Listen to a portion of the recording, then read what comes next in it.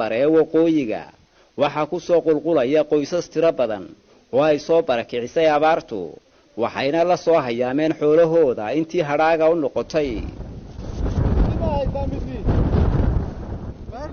qaar ka mid ah mas'uuliyiinta qoysaskani oo ka soo guuray deegaano tirsan koonfurta Somaliland ilaa deegaano ka tirsan dawlad deegaanka Soomaalida Itoobiya oo telefishinka Home Cable kula hadlay dhinaca waqooyi ee degmada Dar es Salaam isla markaasina xoolaha u raadinaya meel biyo leh oo ay la degaan walow aysan sahan ku socon balse loo sheegay in hogalaan badayni ay ku hortay waqooyiga ayaa sidan yidhi bismillaahi raxmaani raxiim waxa la yiraahdaa maxamed jaamac axmed anagoo ka soo guuray meesha la yiraahdo bokor axmed ciriyo dhul meel aan marayna ma garanayno halkan maraynaana waa aga baragteeda baa la yidhi anagu ma kala garanayno dhulkan abaar baan haysta abaar dad iyo dunya labadaba wayna haystaa intaa waan soo soconnay xalayto 12 baan argaa gaariga uu soo dhaqaaqay xilligaana waan soconnaa bokor axmed meesha la yiraahdo ayuu ka soo dhaqaaqay iyo caalad dushiisa waxaan u jeednaa waqooyigu mana garanayno ha sahanna maana dirire roobka ilaa ayuun baa la leeyahay halkaas uu waxeeleenoo dirsaasaan ku soo raray waxaan nahay 7 qoys ari baan sidnaa walaaliga xaaladiisa oo meeysan maqaraba halkan aan marka dhowr iyo 10 ku daadinayba waqtigiisa aabahan maraan wax ka weydiinay inuu ka warhayo muranka siyaasadeed ee la xiriira doorashooyinka Somaliland ayaa waxa uu yiri maba jiraan taasi xaaladdu SOS bay maraysaa xagee doorashadu ka imanaysaa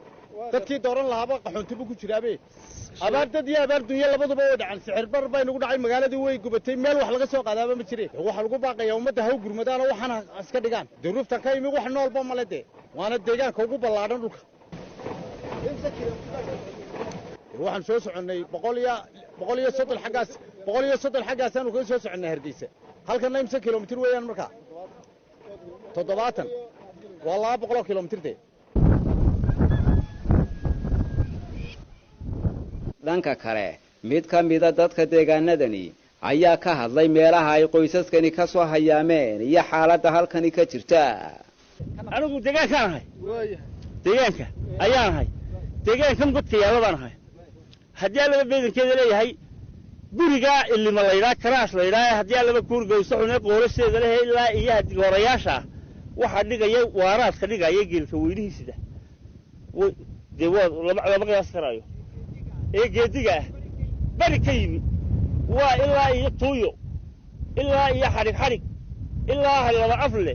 meel aan laga soo qaadin warsan tigaanugu qisa ilaahay ku keenaya bisha imaka ay ku jiro gulcurkeeda wuu socday hayaankaas dabadeed waa taasoo waxa la wax sida hore ku yaalana de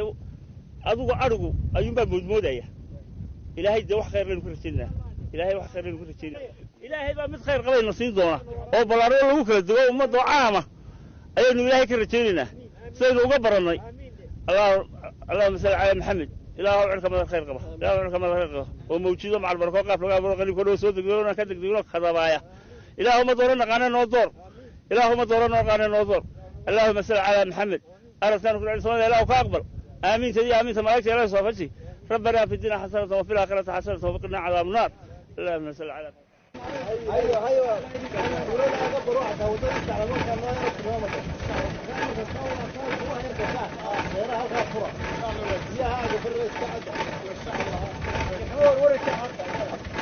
مختار مرسل حين هوم كيبل تيفي وقوي قد دقمة دار السلام